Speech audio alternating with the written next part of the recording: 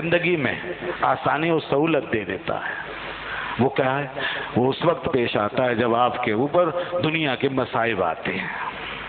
اب انسان بیمار ہوتا ہے، انسان کو تکلیف پہنچتی ہے، ایکسیڈنٹ ہوتے ہیں، حادثات ہوتے ہیں، زندگی موت کے واقعات ہوتے ہیں، وغیرہ وغیرہ۔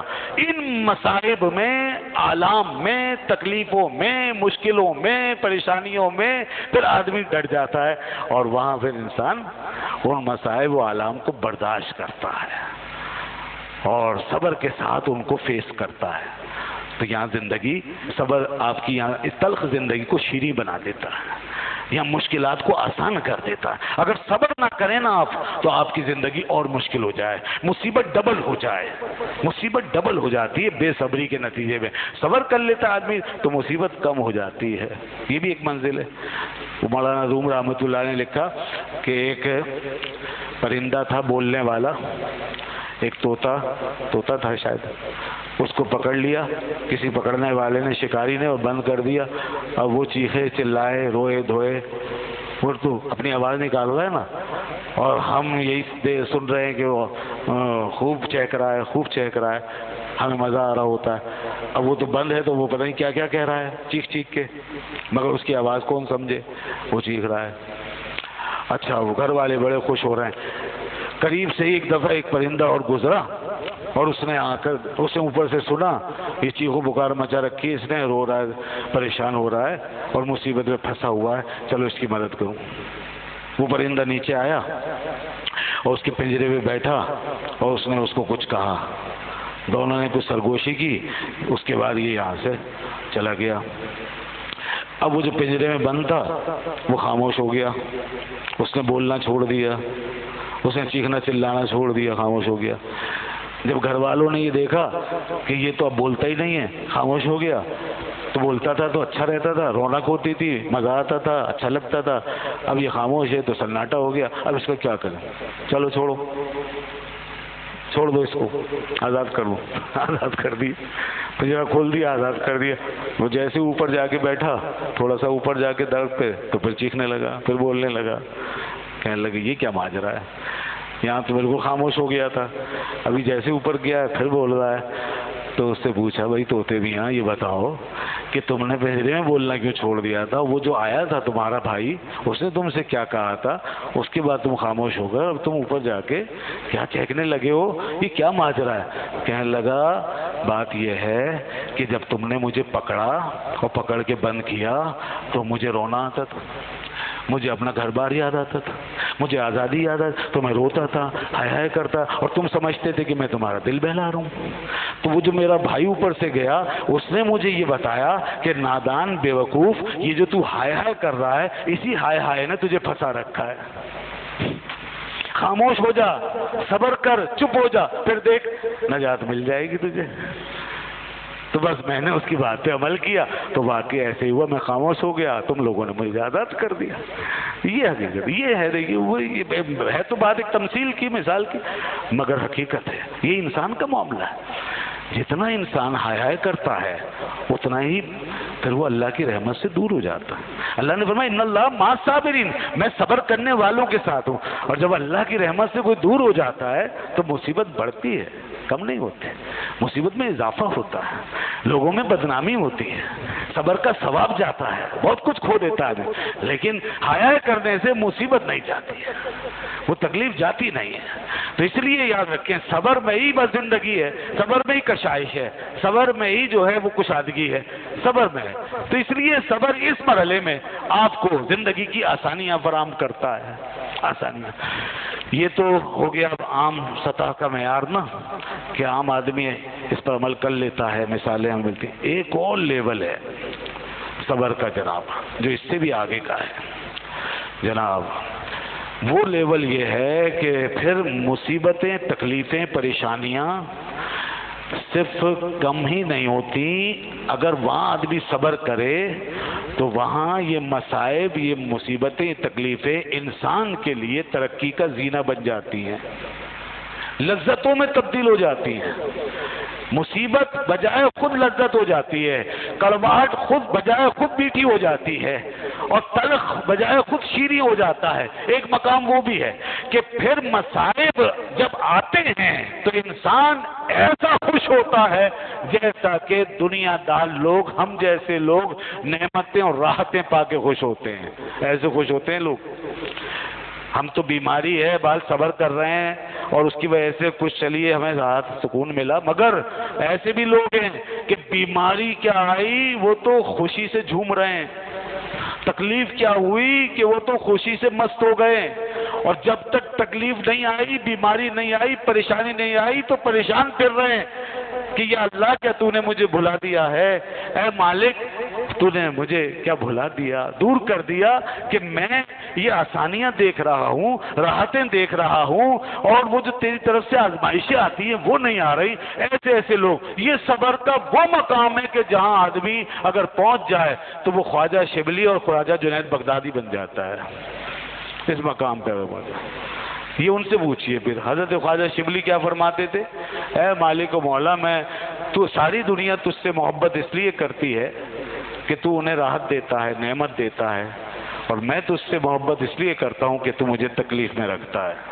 یہ دیکھیے آپ، پیمانہ ہی بدل گیا، معاملہ ہی بدل گیا سارا، اور انہوں نے عین تکلیفوں میں راحت حاصل کرنا شروع کر دی، عین بیماریوں میں صحت محسوس ہونے لگی، عین کڑواہٹ میں انہیں مٹھاس محسوس ہونے لگی۔ یہ ایک بڑا عجیب مقام ہے۔ حضرت مجدد الفسانی رحمۃ اللہ علیہ فرماتے ہیں مکتوبات شریف میں کہ ہمیں انعام محبوب سے زیادہ مزہ ایلام محبوب میں آتا ہے۔ سمجھے آپ؟ انعام محبوب سمجھ گئے؟ انعام کہتے ہیں انعام محبوب سے زیادہ مزہ ایلام محبوب میں آتا ہے، یعنی جب وہ ہمیں تکلیف دیتا ہے نا، آزماتا ہے اور ہم پر سخت وقت آتا ہے تو ہمیں اس وقت زیادہ مزہ آتا ہے۔ اس کی وجہ بتائیے، وجہ بتائیے۔ مزہ اس لیے آتا ہے اس میں کہ تصور کا پیمانہ بدل گیا، ان کا تصور کیا ہے، اسٹینڈرڈ کیا ہے، ان کا کانسیپٹ کیا ہے، ذرا غور فرمائیے۔ وہ فرماتے ہیں اس لیے مزہ آتا ہے کہ جب انعام وہ کرتا ہے تو نفس ساتھ ہوتا ہے، نفس، اور نفس کا ساتھ انہیں پسند نہیں ہے، نفس کی مائیت پسند ہے، کیونکہ نفس نفس ہے نا، تو پھر خالص معاملہ اللہ کا نہیں رہا نا، نفس ساتھ ہو گیا۔ اور یہ اللہ والے جو ہوتے ہیں نا، یہ ہر معاملے میں خالص اللہ ہی کی طرف تصور رکھنا چاہتے ہیں، اسی کی طرف نظر، جہاں نفس کا کوئی شائبہ بھی نہ رہے۔ تو فرماتے ہیں تو جب مصیبت و تکلیف آتی ہے نا تو پھر نفس الگ ہو جاتا ہے، نفس الگ ہو جاتا ہے، نفس کو مزہ نہیں آتا، نفس کو لذت نہیں آتی، نفس شکوہ کرتا ہے، شکایت کرتا ہے۔ اس وقت ہم جب نفس الگ ہو جاتا ہے اس وقت ہم مصیبت سے مزہ لے رہے ہوتے ہیں، اور اس وقت جب مصیبت سے مزہ لے رہے ہوتے ہیں تو اس میں نفس شریک نہیں ہوتا، وہ مزہ خالص اللہ کے لیے ہوتا ہے، اللہ کے لیے ہوتا ہے۔ یہ بڑی عجیب بات ہے۔ داتا صاحب فرماتے ہیں پہلے تو حضرت ابراہیم بن ادم کا ذکر کیا کہ ان سے کسی نے پوچھا کہ آپ کو منزل بھی ملی، مراد ملی، مطلوب حاصل ہوا؟ انہوں نے 2 دفعہ کے واقعات کا ذکر کیا کہ ہاں 2 دفعہ ہمیں مراد ملی، منزل ملی۔ یہ کسی خاص مقام کی بات کر رہے ہیں وہ، ورنہ وہ تو منزلوں پر ہی تھے، اس وقت کیا مقام نصیب ہوا ہوگا۔ وہ فرماتے ہیں 2 دفعہ ایسا ہوا، اس میں سے 1 دفعہ کا ذکر تو انہوں نے یہ کیا، حضرت ابراہیم بن ادم فرماتے ہیں 1 دفعہ کشتی میں سوار جا رہا تھا، میرے اوپر ایک پرانا سا بوریا ٹائپ کا لباس تھا اور عجیب حالت تھی، خستہ حال تھا، بال بکھرے ہوئے تھے، مدتیں سفر میں گزر گئی تھی۔ میں ایسے جا کے بیٹھ گیا، کچھ لوگ سوار تھے، انہوں نے مجھے نہیں پہچانا تو انہوں نے میرے ساتھ ہنسی مذاق شروع کر دی، شغل کرنا شروع کر، جیسے کوئی مجذوب دیوانہ مل جاتا ہے تو اس کے ساتھ ٹائم پاس کرتے ہیں نا لوگ، تو انہوں نے مجھے اس کا ذریعہ بنا لیا، چلو اس کے ساتھ شغل کرو اور ٹائم پاس کرو۔ ایسی حالت میں انسان کی جو درگت بنتی ہے، کہنے لگے انہوں نے مجھے بہت ستایا، بہت ستایا، انہوں نے وہاں میرا مذاق اڑایا، انہوں نے میرے کپڑے کھینچے، انہوں نے میرے بال نوچے، انہوں نے مجھے میری بڑی توہین کی، مگر میں نے کسی سے شکایت نہیں کی۔ کیوں؟ اس لیے کہ میں ان ساری باتوں کا مزہ لے رہا تھا، لذت حاصل کر۔ اور پھر انہوں نے یہ حد کر دی کہ مجھے پھینک پھینک کے چیزیں مارنا شروع کر دی۔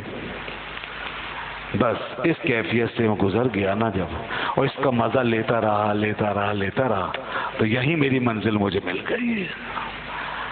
جب عاجزی انکساری کی انتہا ہو گئی نا، صبر کی اور برداشت کی، تو بس پھر وہ فرماتا ہے نا میں ساتھ ہو جاتا ہوں، بس وہیں میں نے اس کو پا لیا. یہ وہ مقام. انا عند المنکسرۃ قلوبہم، اللہ فرماتا ہے حدیث قدسی ہے، میں ٹوٹے ہوئے دلوں کے پاس رہتا ہوں. دل جب ٹوٹتے ہیں، جب لوگ روٹتے ہیں، جب ساتھ چھوٹتے ہیں، جب آدمی بے یار و مددگار ہو جاتا ہے، ذلیل و خوار ہو جاتا ہے، اس وقت وہ فرماتا ہے اگر میرا بندہ قائم رہے نا تو میں خود اس کے ساتھ ہو جاتا ہوں. پھر داتا صاحب اپنا واقعہ بتاتے ہیں، اپنا بھی بتاتے ہیں، بڑی پیاری بات ہے. فرماتے ہیں کہ میرے ساتھ بھی ایسا ہوا. ایک دفعہ مشکل پیش آئی تھی، تو مشکل سے مراد یہی معرفت حق کی منزلوں میں کوئی اشکال، کوئی مشکل، کوئی قرب کی منزل میں مشکل، ٹھیک ہے. اب وہ فرماتے ہیں میں اس کے حل کے لیے، اس کے سولوشن کے لیے حضرت بایزید بسطامی کی مزار پہ چلا گیا. جب وہاں گیا، کچھ عرصہ وہاں رہا، تو میری مشکل حل ہو گئی. پھر مدتوں کے بعد پھر مجھے کوئی رکاوٹ پیش آئی اور مشکل پیش آئی، تو میں پھر چلا گیا. پھر جب میں گیا تو کچھ عرصہ میں وہاں ٹھہرنے کے بعد میں نے محسوس کیا کہ میری مشکل حل نہیں ہوئی. فرماتے حالانکہ میں روزانہ دن میں 30 مرتبہ غسل کرتا تھا اور 30 مرتبہ وضو بناتا تھا. اتنی مشقت میں کر رہا تھا اس روحانیت کے لیے، مگر میری مشکل حل نہیں ہوئی.